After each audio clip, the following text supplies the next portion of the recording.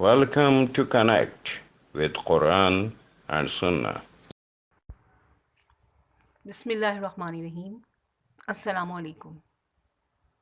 اللہ تعالیٰ نے انسان کے لیے جتنی غذائی نعمتیں عطا کی ہیں ان سب میں شہد اور دودھ کو ایک ممتاز درجہ حاصل ہے۔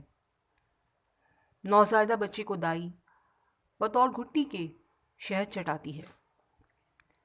شہد کے بارے میں جو ذکر ہمارے پیارے نبی حضرت محمد مصطفیٰ صلی اللہ علیہ وآلہ وسلم نے فرمایا وہ حرف آخر ہے۔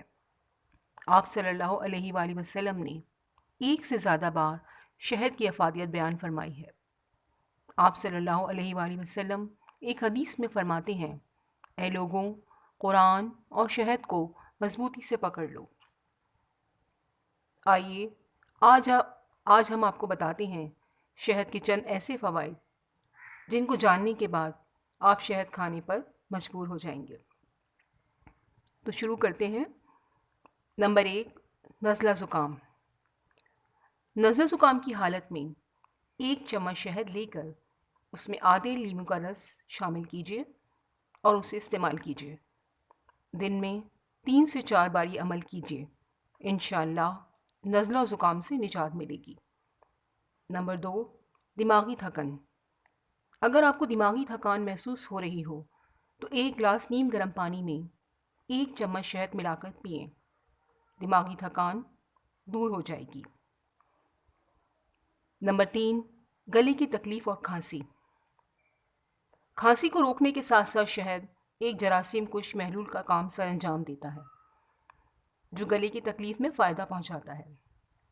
1 چمچ شہد میں 1 چٹکی پسی ہوئی دار چینی ملا کر چاٹیں، کھانسی بھی ختم ہوگی اور درد سے بھی نجات ملے گی۔ Number 4، blood pressure. دور جدید میں بلڈ پریشر کا مرض بے انتہا پایا جاتا ہے۔ اس کے حل کے لیے شہد بے حد مفید ہے۔ 1 گلاس سادہ پانی لیجیے اور اس میں 1 بڑا چمچ خالص شہد گھول کر شربت بنا کر پی لیں۔ 1 مہینے تک روزانہ صبح نہار منہ استعمال کیجیے۔ بلڈ پریشر کا مرض انشاءاللہ ہمیشہ کے لیے ختم ہو جائے گا۔ شوگر کے مریض اپنے ڈاکٹر کے مشورے سے استعمال کیجیے۔